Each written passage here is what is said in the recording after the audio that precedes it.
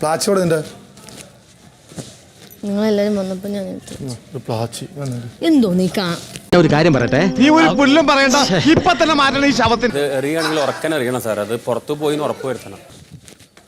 അവിടെ ഒരു പ്ലാച്ചി പഴയ ഫ്രണ്ട്സാ, ഉറക്കം വന്നോണ്ട് തോളിലിട്ട് 2 ഓലക്കീറോ വെള്ള തുണി എടുത്തോളൂ എന്നെ മൂടാൻ.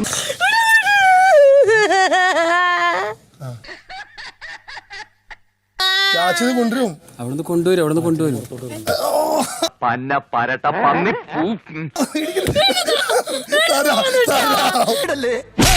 ഇതിന്റെ കാശ് ഞാൻ തരാം, തന്നില്ലെങ്കിൽ ഞാൻ കുത്തിപ്പിടിച്ച് വാങ്ങിക്കും.